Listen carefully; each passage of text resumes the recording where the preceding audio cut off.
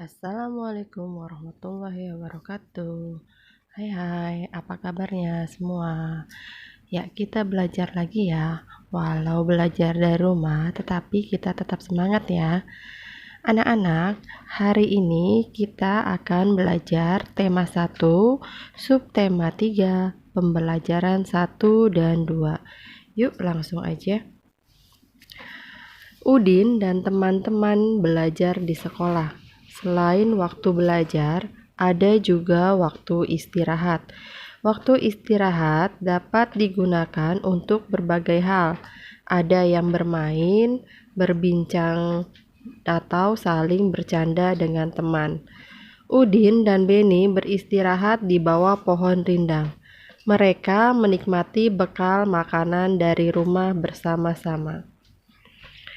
Apa yang kamu lakukan pada waktu istirahat di sekolah? Pastinya banyak hal yang kalian bisa lakukan ya di sekolah. Entah itu berbagi makanan atau juga bermain bersama teman-teman. Apakah kamu bermain dengan temanmu? Ya, pastinya kalian bermain bersama teman di sekolah. Bagaimana sikapmu ketika bermain dengan temanmu? Saling berbagi, saling menghormati. Bekal makanan yang dibawa Udin disiapkan oleh ibu. Ibu menyuruh Udin untuk berbagi dengan teman di sekolah. Bagilah bekalmu dengan teman-teman ya, Din. Baik, Bu. Mengapa kita sebaiknya berbagi dengan teman, Bu? Berbagi menunjukkan sikap rukun. Bawalah tempat bekalmu kembali ya. Nah, itu adalah contoh percakapan antara Udin dan ibunya. Nah, dari percakapan tadi, apakah kalian bisa menemukan kalimat perintah? Nah, kalian harus ingat kalimat perintah itu digunakan untuk meminta orang lain untuk melakukan sesuatu. Nah, ciri-cirinya adalah dari kalimat perintah adalah biasanya dalam kalimat perintah itu diakhiri dengan tanda seru. Jadi kalimat perintah dalam percakapan tadi adalah bagilah bekalmu dengan teman-teman ya Din. Nah, itu artinya ibu menyuruh Udin untuk membagi bekalnya dengan teman-temannya. Lalu yang kedua, bawalah tempat bekalmu kembali ya. Nah, itu artinya ibu menyuruh Udin untuk membawa pulang kembali tempat bekalnya. Nah, sekarang lengkapi kalimat berikut menjadi kalimat perintah. Nah, yang pertama, ya, masuklah ke kelas setelah bel berbunyi. Yang kedua, jagalah kebersihan kelas. Yang ketiga, tutuplah pintu setelah masuk ke dalam ruangan. Yang keempat, tatalah buku-buku di rak agar terlihat rapi. Yang kelima, buanglah sampah pada tempatnya. Nah, itu adalah contoh dari kalimat perintah. Di kelas, para siswa sedang belajar menggambar. Udin, Edo, dan Siti menggambar dengan alat yang berbeda. Udin menggunakan pensil warna, Edo menggunakan spidol, sedangkan Siti menggunakan krayon. Nah, lalu pasangkan siswa dengan hasil gambarnya yang sesuai. Ini adalah hasil menggambar Udin, Edo, dan Siti. Selanjutnya, tuliskan perbedaan hasil mewarnai menggunakan krayon, pensil warna, dan spidol.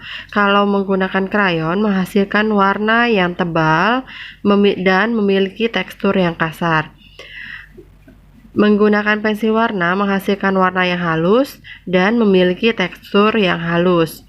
Sedangkan menggunakan spidol menghasilkan warna yang tebal dan memiliki tekstur yang halus.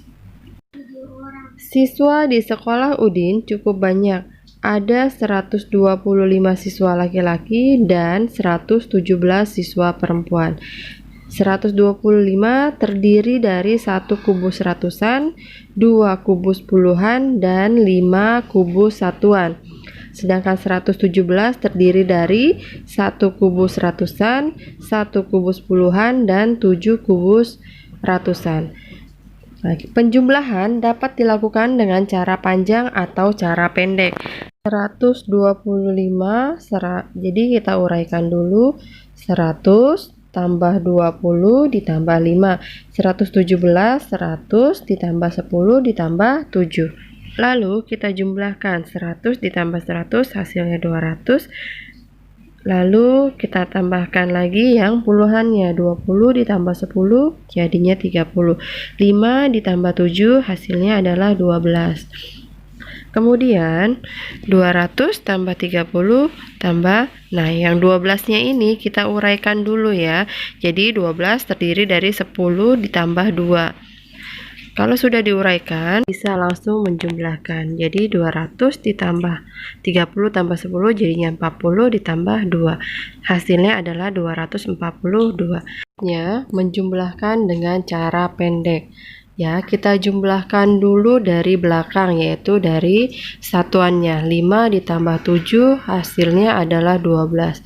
2-nya yang satuannya ditaruh di bawah, sedangkan satunya yang puluhannya di atas tempat puluhan. Kemudian 1 ditambah 2 ditambah 1 hasilnya adalah 4. Nah, selanjutnya jumlahkan yang ratusannya. Jadi 1 ditambah 1 hasilnya adalah 2. Jadi hasilnya adalah 242. Bahkan dengan cara panjang ataupun cara pendek memiliki hasil yang sama. Ya, jadi dengan cara panjang hasilnya 242 dan dengan cara pendek pun hasilnya sama 242. Selanjutnya, tentukan hasil penjumlahan berikut. 267 ditambah 129. Kita uraikan 267-nya, 200 tambah 60 ditambah 7, kemudian 129, 100 ditambah 20 ditambah 9. Kita jumlahkan yang ratusannya, 200 tambah 100 jadi 300, yang puluhannya 60 tambah 20 jadi 80, satuannya 7 ditambah 9 jadi 16. 100 tambah 80, nah 16-nya ini kita uraikan dulu, 10 ditambah 6, jadi 300, 80 tambah 10 hasilnya 90 dan satuannya 6. Jadi hasilnya adalah jumlahnya 300 ditambah 90 ditambah 6, jadi 396. Contoh selanjutnya kita hitung dengan cara pendek. 475 ditambah 254. Kita jumlahkan yang satuannya dulu. 5 ditambah 4 hasilnya 9. 7 ditambah 5 sama dengan 12. 2-nya ditaruh di bawah, satunya simpen di atas. Jadi 1 tambah 4 5, 5 tambah 2 7. Jadi hasilnya adalah 729. Anak-anak, mudah kan belajar penjumlahan dengan cara panjang dan cara pendek? Ya, selanjutnya kita masuk ke pembelajaran 2. Udin dan teman-teman belajar di sekolah dengan senang. Suasana di sekolah menyenangkan karena mereka saling menjaga kerukunan. Perhatikan gambar Udin dan teman-temannya senang bermain lari berpasangan. Sebelumnya kita sudah belajar lari pendek dan lari panjang. Setelah melakukan gerakan di atas, mari lakukan permainan berlari berpasangan berikut. Sebelum berlari, lakukan pemanasan terlebih dahulu ya. Berolahraga bersama. Hari ini Udin dan teman-teman berolahraga. Pak Guru meminta siswa untuk berlari berpasangan. Udin berpasangan dengan Edo. Tiba-tiba mereka terjatuh karena gerakan kakinya tidak kompak. Kaki Edo terluka dan berdarah. Udin membantu Edo berdiri. Pak Guru mengantarkan Edo ke UKS. Pak Guru pun mengingatkan siswa yang lainnya. Berhati-hatilah ketika berlari. Samakan langkah kalian terlebih dahulu. Selanjutnya, kalian lihat dari bacaan tadi, kalian garis bawahi kalimat yang menunjukkan kalimat perintah. Ya, yang pertama adalah berhati-hatilah ketika berlari. Selanjutnya, samakan langkah kalian terlebih dahulu. Nah, itu adalah contoh dari kalimat perintah. Tuliskan pertanyaan itu pada kartu tanya jawab.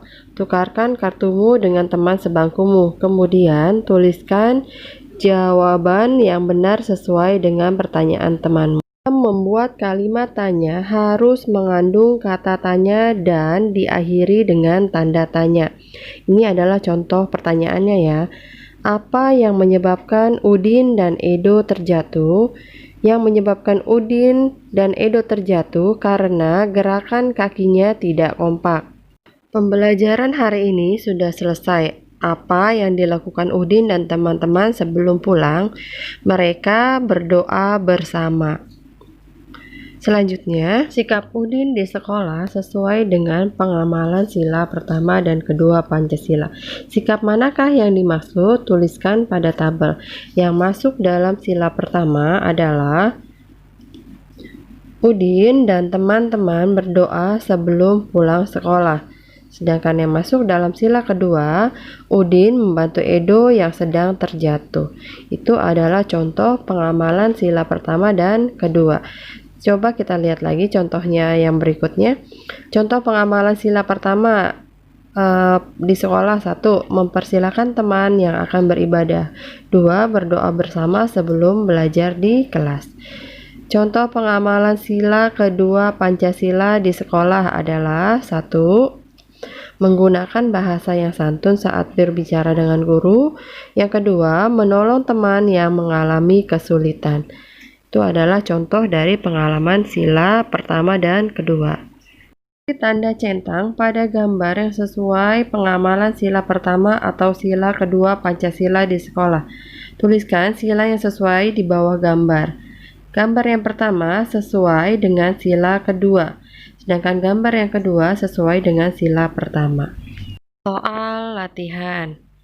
Soal latihan pembelajaran 1. Di sini ada 3 soal ya yang harus kalian kerjakan. Kemudian soal latihan pembelajaran 2. Di sini pun ada 3 soal yang kalian harus kerjakan di buku tulis tema kalian masing-masing. Kiranya sampai disinilah pembelajaran kita hari ini. Semoga bisa bermanfaat. Dan wassalamualaikum warahmatullahi wabarakatuh. Sampai jumpa.